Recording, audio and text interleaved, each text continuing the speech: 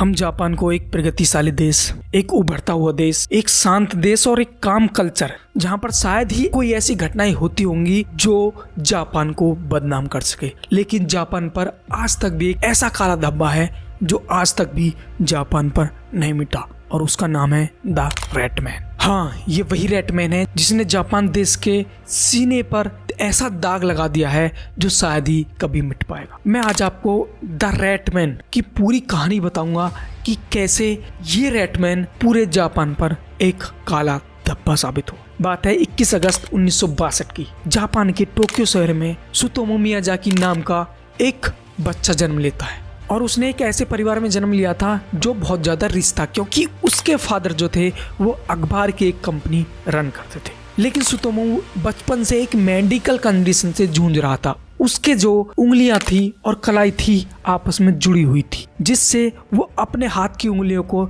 चला नहीं सकता था और इसकी ही वजह से उसको बचपन में बहुत ज्यादा प्रताड़ना झेलनी पड़ी। वो स्कूल को जाता तो स्कूल के बच्चे उसे चिढ़ाते और उसके साथ नहीं खेलते और वो सिर्फ अकेला रहता। और स्कूल के बच्चों की तो छोड़ दो, उसके माँ बाप बहन भाई जितने भी थे उससे कोई भी अच्छे से बात नहीं करता था। सुतोमो का पूरे जीवन में जो सबसे अच्छा दोस्त था उसके दादा थे, जो उसे समझते थे और प्यार करते थे और प्यार से बोलते थे। सुतोमो को पूरे जीवन में सिर्फ अपने दादा का ही सहारा था। मैं आपको एक चीज बता दूं, जब छोटी सी उम्र में सब जगह से तिरस्कार होने लगता है तो सबके लिए एक अलग ही घृणा पैदा हो जाती है, जो शायद सुतोमो को बचपन से ही पैदा हो गई थी। इसी वजह से उसको साइकोलॉजिकल किलर बना दिया। आप जितने भी सीरियल किलर की हिस्ट्री देखोगे वो बचपन से ही प्रताड़ित होते हैं, उनको प्यार नहीं मिलता है और ऐसा ही सुतोमो के साथ हो रहा था। सुतोमो को बचपन से ही मन था कि वो एक टीचर बनेगा, लेकिन जब चारों तरफ से प्रताड़ना मिलने लगी तो उसका ध्यान पढ़ाई से हटने लगा। शुरुआत में तो बहुत अच्छे से पढ़ाई करता था, लेकिन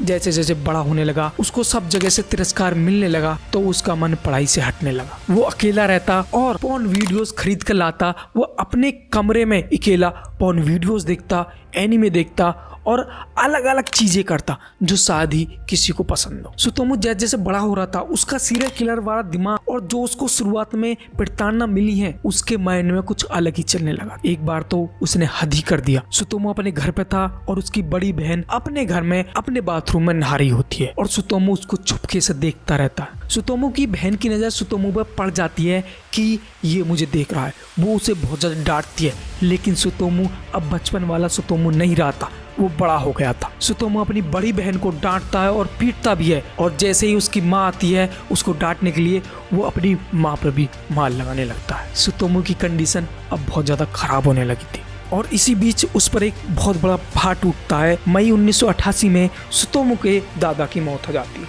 इससे उसे काफी धक्का लगता है, क्योंकि एक वही थे जिन्हें वह सबसे ज्यादा प्यार करता था।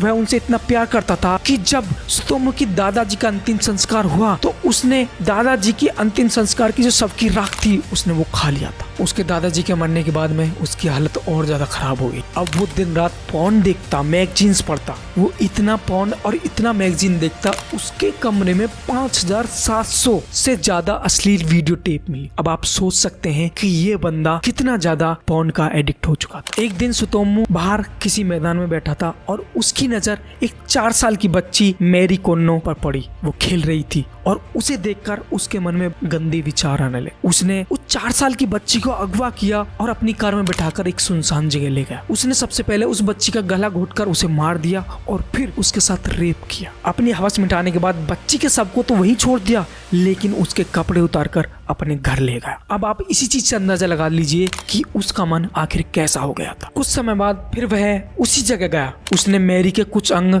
और दांत निकाले। मैरी की हड्डियों को पीस पीस कर उसने पाउडर बनाया। फिर उसके कपड़े, हड्डियों के पाउडर और दांतों को एक बॉक्स में रखा और एक पोस्ट कार्ड लिया। उसमें लिखा, Mary cremated, bones investigate proofs. Sutomo ने मैरी के हाथ और पैर को तो अपने पास रखा और उस बॉक्स को मैरी के घर के एड्रेस पर भेज दी। यार आप सोच सकते हैं कोई ऐसा सीरियल किलर होगा कि जो उसी का मर्डर करता है और उसी के एविडेंस को उसी के घर पर पोस्ट करके भेज देता है। उसके माइंडसेट का आप अंदाजा लगा लीजिए क्या चल रहा होगा उसके मन में। अब सुतोमो ऐसे शिकार का आदी बन गया था। उसने दूसरी घटना इसके 2 महीने बाद 3 अक्टूबर 1988 के दिन किया। बच्ची का नाम था मसामी। वह महज 7 साल की थी। सुतोमू ने उसे देखा और लिफ्ट देने के बहाने अपनी कार में बैठा लिया। वह उसे फिर भी सुनसान जगह ले गया। मसामी के साथ उसने वही सब किया जो मैरी के साथ किया था, और 2 शिकार करने के बाद में वो नहीं रुका। और तीसरा शिकार उसने 12 दिसंबर 1988 के दिन, वह अपने दोस्त के घर से लौट रहा था। अब उसकी नजर रास्ते में खेल रही 4 वर्षीय एरिका नाम बापा पड़ी। उसने एरिका को अगवा किया, उसे एक पार्किंग की जगह ले गया। वहाँ उसने एरिका के कपड़े उतारे, फिर उसके फोटो खींचे, बाद में उसका भी गला घोट कर मार डाला।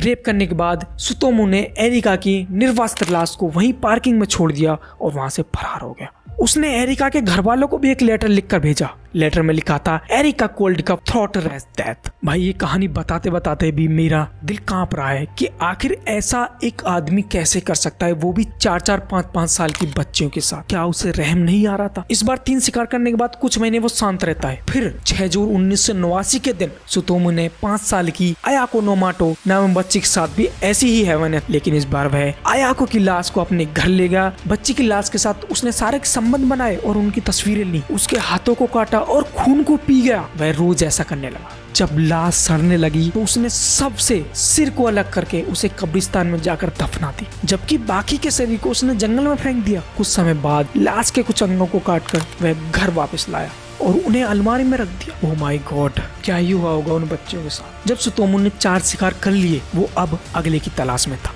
दिन था 23 जुलाई 1989 के दिन। शायद सुतोमू को ये नहीं पता था कि ये जो शिकार होने वाला है मेरी जिंदगी का आखिरी शिकार, और इसी शिकार से मेरी जिंदगी भी खत्म होने वाली। दिन था 23 जुलाई 1989। वह एक पार्क में बैठा था। उसकी नजर वहाँ पर खेल रही 2 बहनों पर पड़ी। उसने बहाना से एक बहन को अपने पास बुलाया, उसकी फोटो खींचने का बहाना बनाकर उसके साथ अश्लील हरकत करने लगा। तभी उस बच्ची के पिता ने सुतोमू को ऐसा करते देख लिया और उस पर चिल्लाने लगे। यह सब देख सुतोमू वहां से भाग खड़ा हुआ, लेकिन बच्ची के पिता ने इस बारे में पुलिस को बता दिया। जल्दी पुलिस सुतोमू को ढूंढते हुए उसके घर पर पहुंची। घर की तलाशी ली गई। वहां जो उन्हें मिला, पुलिस बारे भी शॉक्ड हो गए। उन्हें बच्चों के कपड़े, इंसानी अंग और 5000 से ज्यादा अश्लील वीडियो के टेप्स मिले। पुलिस ने तुरंत सुतोमू को गिरफ्तार कर लिया। पुलिस ने जब उन कपड़ों और इंसानी अंगों की जांच कराई, उनसे 4 बच्चों की हत्या का खुलासा हो गया। सुतोमू को इस अपराध के लिए कोर्ट में पेश किया गया। दिन था 17 जुलाई 2008 के दिन। कोर्ट ने उससे ये सब करने का कारण पूछा तो सुतोमू ने सारा इल्जाम द रेटमैन पर डाल दिया। उसने कहा था कि उसके शरीर में एक आत्मा है जो उससे यह सब करवाती है। उसी का नाम उसने द रेटमैन रखा। कोर्ट ने उसे उन 4 घृण्य अपराध का दोषी पाया और उसे 17 जुलाई 2008 के दिन उसे फांसी दे दी गई।